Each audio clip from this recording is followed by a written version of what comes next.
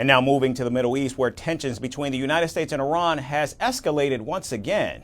Just days after President Donald Trump expressed his desire for a deal with Tehran, Iranian leader Masoud Pezeshkian rejected any negotiations, telling the commander-in-chief, quote-unquote, do whatever the hell you want. Pezeshkian made clear that Tehran will not take orders from Washington. It's not acceptable for them to say, we're ordering you not to do this, and not to do that, or we'll do this. If that's the case, I'm not coming to negotiate with you at all. Go and do whatever the damn thing you want. We need to have a relationship with the world. We don't want to break off with anyone. We don't want to fight with anyone. But we're not supposed to bow off in humiliation to anyone. The Iranian leader's remarks come in response to President Donald Trump's recent outreach, which included a letter addressed to Iran's Supreme Leader Ayatollah Ali Khamenei, urging engagement on nuclear negotiations. However, the move did not sit well with the Iranian leadership. Addressing the matter last Saturday, Iran's Supreme Leader made it clear that Tehran will not be bullied into talks.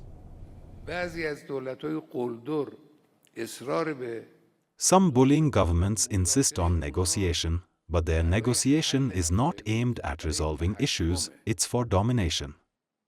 The issue isn't just the nuclear issue that they're talking about now. They'll raise new demands, and these new demands will certainly not be met by Iran regarding the country's defensive capabilities, regarding the country's international influence.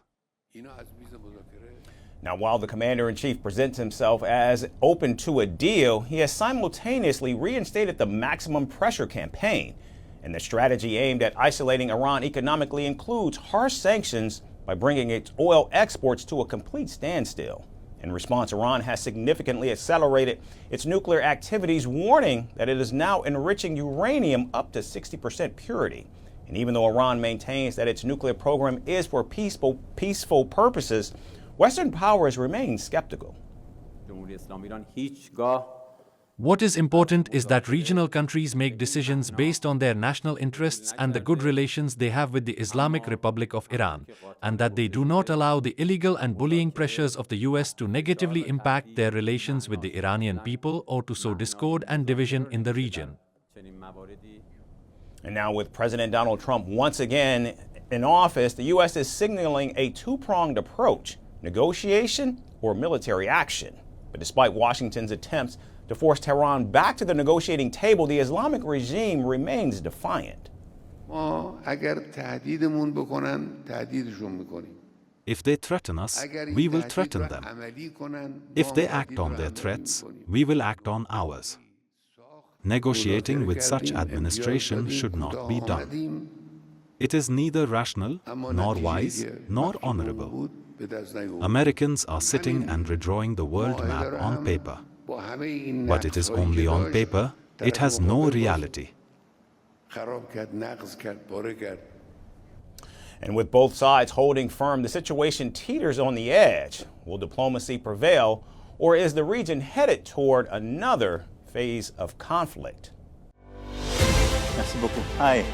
How are you? Very well, thanks. Thank you for being here. Namaste, Mr. President. Bharat ke logon ko meri namaste. How many people generally follow you in interviews? Typically in a month, we have viewers up to 150 million. That's more than twice the population of France. And in the last 2 years, we had 3 billion viewers. So I say, Laurent, this is your chance to be famous. You're on Firstpost. One word to describe your equation with Prime Minister Modi. Amitié. As India and France work together, are you creating a new era of non-alignment in the technology space? India is a training superpower. 1 million engineers a year, more than all of Europe and the US combined. So we have that partnership.